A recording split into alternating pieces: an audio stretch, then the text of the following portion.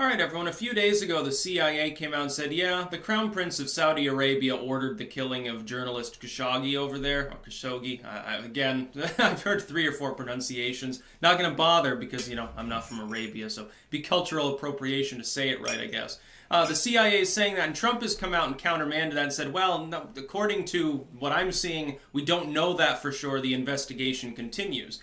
Everyone in the fucking world is jumping down his throat right now, but let me tell you one thing. I am not going to trust, of all groups, the CIA based solely on its word unless they give me evidence. Yes, I would rather trust Trump on the issue and assume the investigation is ongoing. It was a little odd, I will give you one thing. It was odd for Trump, this is pure Trump, to go up, talk about money in such an instance. He goes off and starts talking about the arms deals and fuel and shit, the economic investment of Saudi Arabia into the U.S. And I would agree with him, that's great. It's wonderful that we're adding tens of billions of dollars of foreign investment into projects here because people realize the U.S. economy under Trump is far better than it was under Bush or Obama. That's wonderful, but it has absolutely nothing to do with Khashoggi, and it shouldn't have anything to do with our diplomatic efforts involving investigating them. It was off. It was odd for him to include that. That was a gaffe. An honest gaffe. It's not 3D chess. It's honestly a gaffe.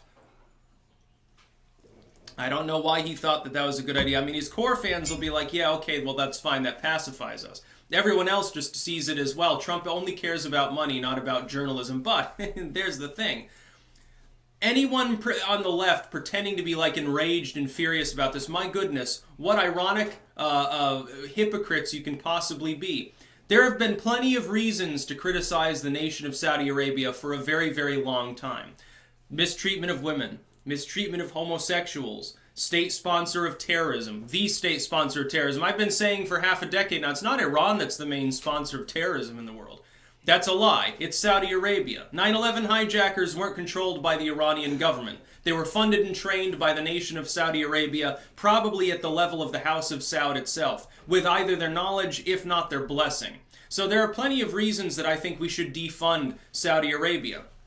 There are plenty of reasons I think that we should have it out diplomatically with them and say, hey, cut it the fuck out. Otherwise, we're not going to buy your oil. We'll wine and dine the Venezuelans, and we'll leave you high and dry. Your economy will dry up overnight, just like all of your reservoirs of water when you realize you don't have the money to maintain desalination plants anymore. That's essentially what would happen. That's what we should be doing. But to say it's prefaced on this, and that this one journalist's death somehow matters 1,000,000 times more than every other crazy thing the Saudi government has involved itself in. That none of these... the Democrats didn't have any problem with Obama going over and bowing to the Prince of Saudi Arabia and crazy shit like that, and holding elaborate dinners with them while people were being beaten in the streets. He never had a problem with that. He doesn't have a problem with what happened. You don't have a problem with what's happening in Yemen, with the Saudi government involved there. And with U.S. blessing, with U.S., action, basically, drone strikes and everything else. We've helped to fuck the region up. The Saudis have been involved with it. But it's not, Khashoggi is the end-all, be-all of the whole fucking problem. And by the way, it's only been a problem since Trump took the presidency. So, Obama oversaw all sorts of abuses, said nothing. Hillary Clinton took $25 million for the Clinton Foundation from the House of Saud. Totally fine. It's totally fine. It's totally normal. There's nothing wrong with this. It's just normal politics. It's diplomacy. And by the way, can I foment something else here? Let's say for a moment that Trump hardlined the Saudis and said, well, I'm going to shut off all diplomatic presence. I'm really going to put the screws to them. What would end up happening? Let's say OPEC, which is run by the Saudis, would stymie the oil production of the world, driving the costs way up. That means we'd feel a lot of pressure at the pump right as winter is approaching. Wonderful. By the way, Trump would take the blame for it. The Democrats would say he's weak on the economy, he's driving oil prices up, this is a pointless endeavor, it's just one journalist, there are all sorts of reasons that we should not be doing this. They would target him over it. And they would say he's a bully. And they would say he's not statesmanlike. Remember that time that the Crown Prince, one of their Crown Princes over there, was insulting Trump? And Trump was basically bad-mouthing him. Remember that incident? I can't remember. I think that was during the campaign itself or shortly after. No, it was actually shortly after Trump was elected, I think. And he came out and said, well, yeah, they're just sad because they can't ride roughshod over the U.S. government anymore because I'm not Obama. And they were all angry. It's like diplomatic protest, strongly worded letter. We condemn this statement. And all the left was like, oh my God, he's unstatesmanlike. He's unpresidential. He's not good at diplomacy. He's going to start a war or something. And people would be worried about that. Look, if he hardlined against Saudi Arabia with John Bolton on his team, the Democrats would be warning, hey, the Republicans are trying to start another oil war. They're going to invade the Arabian Peninsula this time and start a regional nuclear conflict or some crazy shit.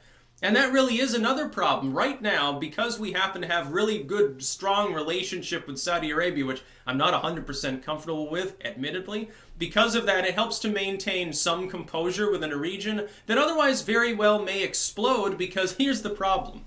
The Levant especially is at the crux of numerous major players in the world. Turkey is a rising power in the world that controls the Bosphorus, has a top 10 military by its number of tanks and ships and all of that stuff, packs a lot of punch. Egypt is up there in the low teens, as far, I think, number 12 or 11 or something.